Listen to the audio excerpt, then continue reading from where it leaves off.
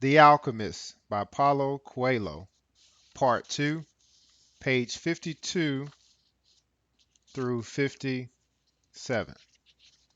The boy had been working for the crystal merchant for almost a month, and he could see that it wasn't exactly the kind of job that would make him happy.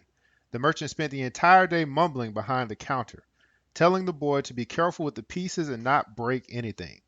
But he stayed with the job because the merchant, although he was an old grouch, treated him fairly. The boy received a good commission for each piece he sold and had already been able to put some money aside. That morning he had done some calculating.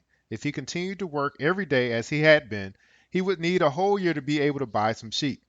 "I'd like to build a display case for the crystal," the boy said to the merchant. "We could place it outside and attract those people who pass at the bottom of the hill." I've never had one before," the merchant answered. "People will pass by and bump into it and pieces will be broken." "Well, when I took my sheep through the field, some of them might have died if we had come upon a snake, but that's the way life is with sheep and with shepherds." The merchant turned to a customer who wanted three crystal glasses. He was selling better than ever, as if time had turned back to the old days when the street had been one of Tangier's major attractions. "Business has really improved," he said to the boy, after the customer had left.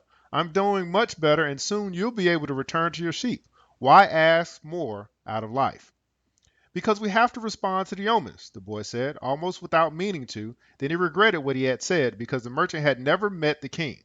"It's called the principle of favorability, beginner's luck, because life wants you to achieve your personal legend," the old king had said. But the merchant understood what the boy had said. The boy's very presence in the shop was an omen, and as time passed and money was pouring into the cash drawer, he had no regrets about having hired the boy. The boy was being paid more than he deserved because the merchant, thinking that sales wouldn't amount to much, had offered the boy a high commission rate. He had assumed that he would soon return to his sheep. "Why did you want to go to the pyramids?" he asked. "To get away from the business of the display." "Because I've always heard about them," the boy answered, saying nothing about his dream. The treasure was now nothing but a painful memory, and he tried to avoid thinking about it. "I don't know anyone around here who would want to cross the desert just to see the pyramids," said the merchant. "They're just a pile of stones. You could build one in your backyard." "You never heard of you never had dreams of travel?" said the boy, turning to wait on a customer who had entered the shop. 2 days later, the merchant spoke to the boy about the display. "I don't much like change," he said. "You and I aren't like Hassan, that rich merchant. If he makes a buying mistake, it doesn't affect him much. But we two have to live with our mistakes." "That's true enough," the boy thought ruefully. Why did you think we should have the display?" "I want to get back to my sheep faster. We have to take advantage when luck is on our side, and do as much to help it as it's doing to help us. It's called the principle of favorability, or beginner's luck." The merchant was silent for a moment. Then he said, "The Prophet gave us the Quran and left us just 5 obligations to satisfy during our lives. The most important is to believe only in the one true God.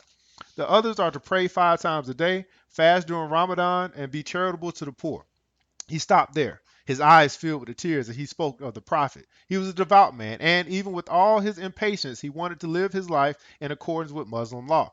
"What's the fifth obligation?" the boy asked.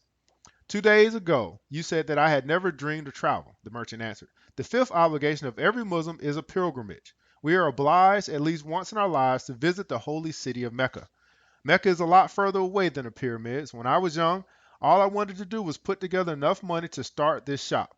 I thought that someday I'd be rich and could go to Mecca. I began to make some money, but I could never bring myself to leave someone in charge of the shop. The crystals are delicate things. At the same time, people are passing my shop all the time heading to Mecca. Some of them were rich pilgrims, traveling caravans with servants and camels, but most of the people making the pilgrimage were poorer than I. All who were there were happy at having done so. They placed the symbols of the pilgrimage on the doors of their houses. One of them, a cobbler who made his living mending boots, said that he had traveled for almost a year through the desert, but that he got more tired when he had to walk through the streets of Tangier buying his leather. "Well, why don't you go to Mecca now?" asked the boy. "Because it's the thought of Mecca that keeps me alive. That's what helps me face these days that are all the same. These mute crystals on the shelves and lunch and dinner at the same horrible cafe. I'm afraid that if my dream is realized, I have no reason to go on living. You dream about your sheep and the pyramids, but you're different from me because you want to realize your dreams. I just want to dream about Mecca. I've already imagined 1,000 times crossing the desert, arriving at the plaza of the sacred stone, the 7 times I walked around it before allowing myself to touch it. I've already imagined the people who will be at my side and those in front of me and the conversations and prayers we would share. But I'm afraid that it would all be a disappointment, so I prefer just to dream about it. That day, the merchant gave the boy permission to build the display. Not everyone can see his dreams come true in the same way.